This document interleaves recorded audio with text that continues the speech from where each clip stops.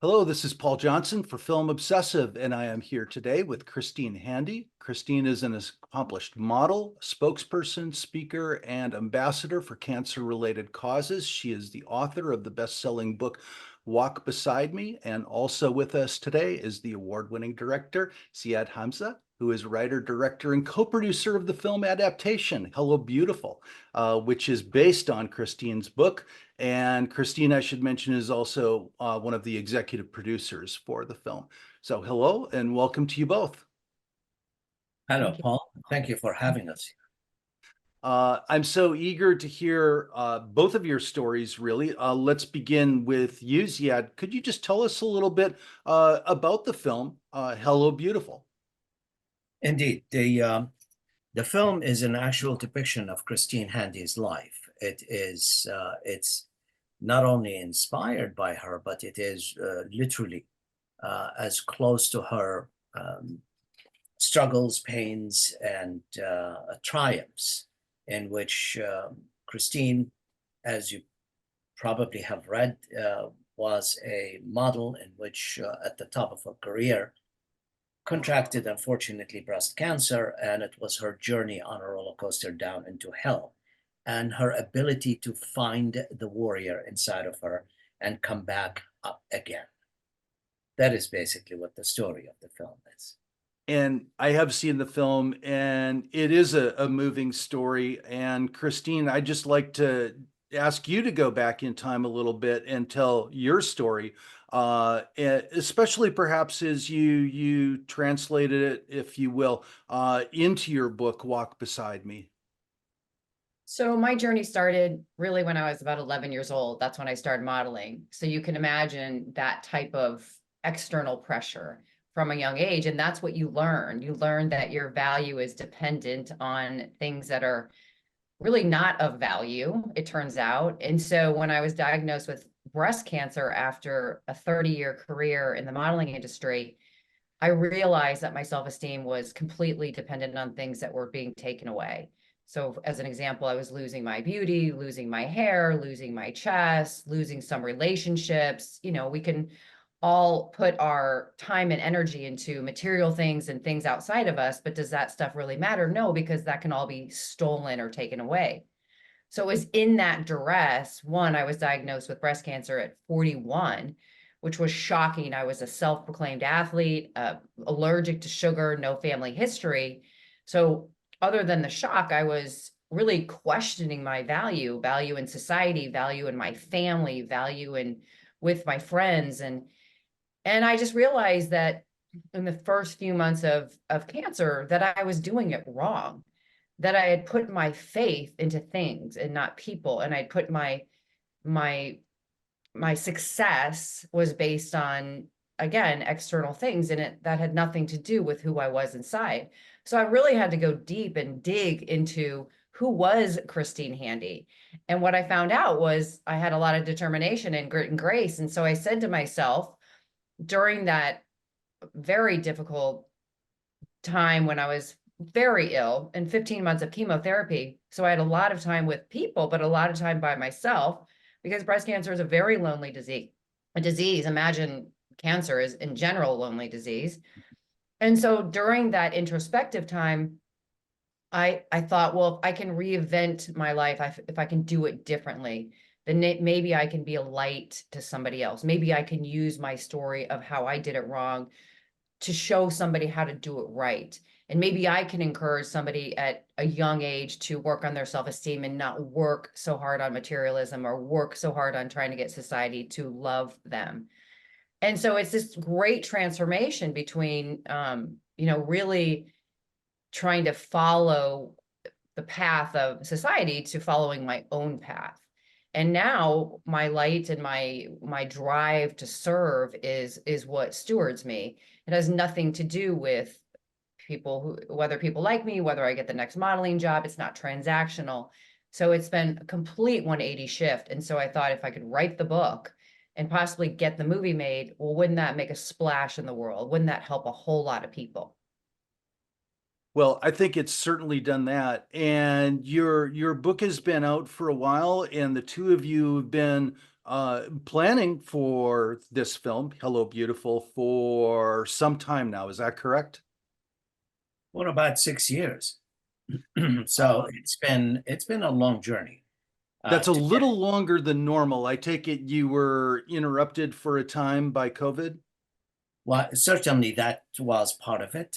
Certainly also the uh, some of the issues during development, like funding, was a little difficult. Also, uh, Christine had another bout with going back into the hospital, and she struggled and again triumphed. So there are a variety of things that really took quite a bit of time, but the work never stopped.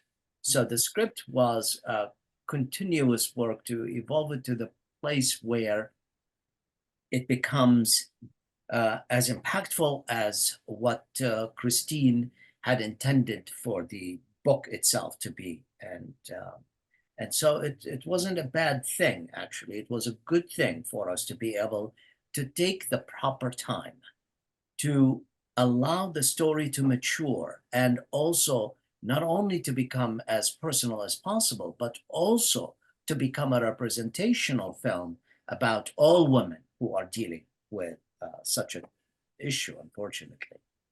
It's interesting that you say that, and I'm wondering a little bit about the choice to make the protagonist of the film someone who is not Christine Handy, but who is also Christine Handy. The character's name is Willow. She's played by Trisha Helfer, who does a magnificent job. And maybe I could have both of you talk a little bit just to the process of collaboration in story development here. Of course.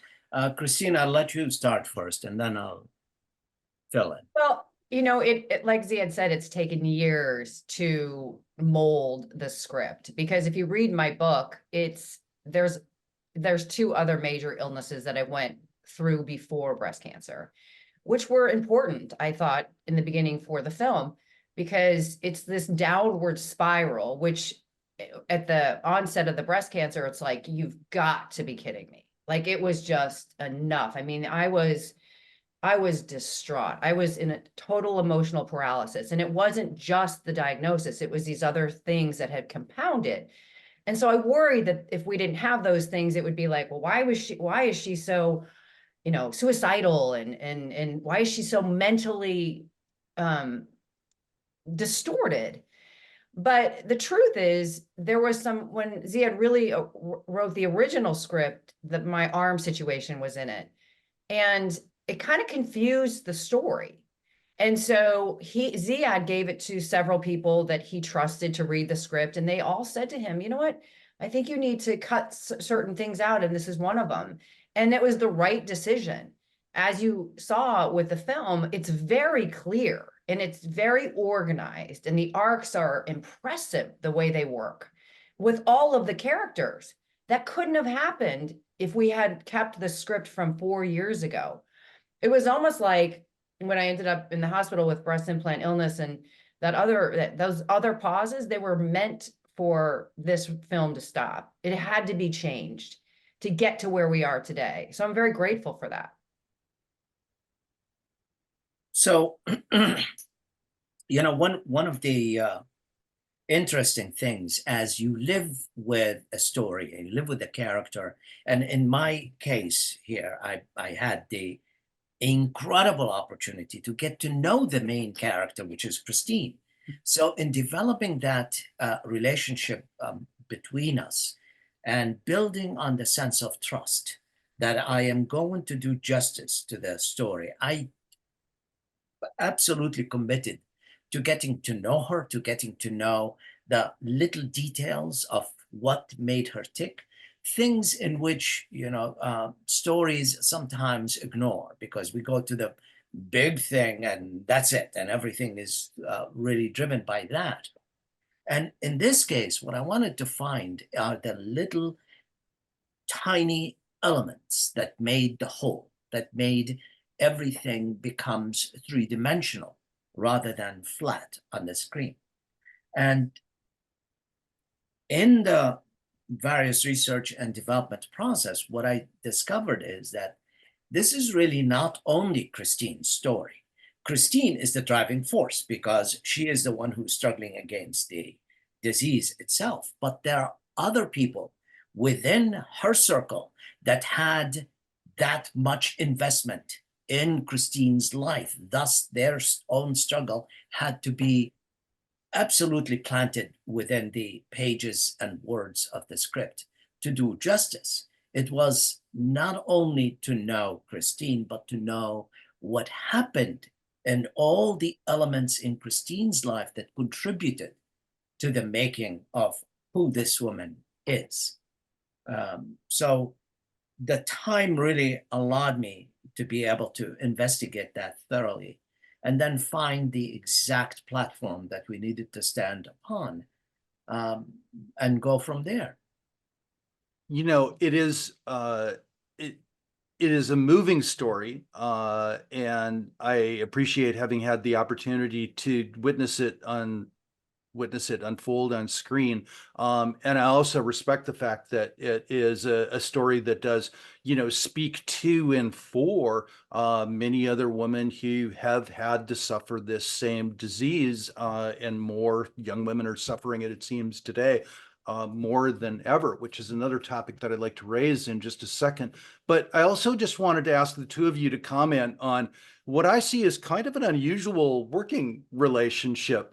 You know, normally, Ziad, it would not be uncommon for you to have an executive producer hanging around the set, commenting on what's going on, but it probably would be unusual to have the subject of the film doing so. And for Christine, I expect that it's unusual to see a version of yourself developing on screen in this way. Christina, I'll let you first start this. Well, we had an interview about this, and I had to really think about how it felt to be on set, looking back. And of course, in many ways, although I was a subject, I had a marginalized perspective because these are actors playing these scenes. And so it can be confusing when you're watching it, but there were a couple scenes that I couldn't go to set for. And I won't give it away to the people that haven't seen the film, but if you recall, there's a scene with a table, and that was a really traumatic scene for me. That was a true scene for me. But the whole 6 minutes in the film, that was a big portion of my season of my life. And so even though that was 10 years ago, to actually witness it now, every time I see it in the movie, I tend to get emotional, but I wasn't able to be there on set. So it was joyous to be in the situation that I was in, to know that we were at the final stage of giving hope to people. We were actually getting this done. The funding was done. The characters were hired, the crew, the team, the strike was over. And of course, that was just joyous. But when reality set in and I was on set every day and I was reliving these moments, some of these dark moments, we weren't showing the best times of my life. We were showing the most traumatic. So there comes with that some courage that you have to sustain during that process. But I wanted to be there because Trisha, as an example, she's an extraordinary actor. I'm blown away by her performance. Every single person that has seen this film has said the same thing. But she needed to know me. She needed to ask me questions. We became friends. We text each other. We have a relationship because prior to the filming, she needed to know, well, why would you feel this way? Or how did you make this decision in your life? And how does this feel? And so it was important for me to be on set. And I had to kind of try to, distance myself from the emotional bondage, that sometimes I felt. But as you know, from watching the film, I do carry a lot of courage. And so I ended up triumphing over that. But there were a couple days where I couldn't go to set. Wow. Well, it's for me, it was incredibly valuable for Christine to constantly be on set, to be the resource, firsthand experience that she had will be able to be transitioned and transformed to these actors who really wanted to be able to do justice to the characters. And what was interesting having her on set actually, because made the film tangible, real to these people. It wasn't just an imagination, somebody wanted to make some story or something. So having her on the set made everything so truthful, so real. And that added a tremendous amount of respect from the cast and crew that this individual who actually exists, we can't treat their story in any less value to anything else we sort of put tremendous respect and energy into, and they did it. So it was a really the inspiration of having Christine story to be told started on the set, because everybody was inspired by her strength, by her courage, by her ability to actually make things happen the way she intended to make them happen, allowed for a tremendous amount of dedication, respect, and commitment on behalf of everybody. I knew that every once in a while that it would be difficult for her because of the incredible performance that Trisha was able to bring out. And I knew not to say, okay, I need you to be here tomorrow, because she needed to take a break. She needed to be able to breathe again, to re-energize her psyche, to have the strength to come back again and face all of these dark moments in her life. But she was fantastic. I loved having her on set. That's wonderful for you to say. I'm not particularly surprised to hear it. I'm heartened to see it. It sounds like the two of you really have had a marvelous working relationship collaborating on this film. And now you've reached the end of one stage of this process, and the film is complete. What is your hope for audiences who see this film, both of you? What do you want them most to take away from Hello Beautiful? Well, since this was the original mission for Christine, I'm going to let her start that conversation first. Well, when I was diagnosed, you are bombarded with medical information. Seemingly often you can't even hear half of it. And so what I did was I sought books. I sought, and I'm not talking about like self-help books, I sought stories, right? We need to hear other people's stories so that we don't feel so alone. And so the movies that I sought to see troubled me. There's some really beautiful Hollywood films about breast cancer, and I love those films. But I wanted to show hope at the end of the film. I wanted to show somebody that could walk off set and was alive. And so I thought if I could get this movie made, then there would be no ceiling to how many people we could give hope to. Because I'm not a psychiatrist, but I think the ratio of one sad, tragic story to negate that is 10 hopeful stories. So if we can have a hopeful movie about breast cancer, which, by the way, is so imperative right now in our world, not just the United States, because breast cancer is on the rise.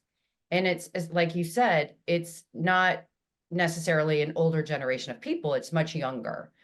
So if we can put this movie into the largest audiences and they have the ability to see it, I know for certain that I'm being the hope facilitator that I'm trying to be. Yeah, Thank you. precisely. Yeah, this is part of my entire philosophy to begin with. And so when Christine and I met and knew exactly what she had intended for the book and for her, the journey of her life, to be able to be transformational, inspirational to the people in which she meets, appealed greatly to me. And so when we set out to actually develop the story and think about the audience and think about the result and the outcome and who and how, you know, we needed it to become a story of love. And ultimately, to allow the message to be carried through within the folds of the love that existed on multitudes of levels. The love of a mother to the child, the love of a spouse to their own, and on, the friends and all of these different relationships that all coalesce to become the foundation and the strength that Christine had and wanted to be able to give everybody.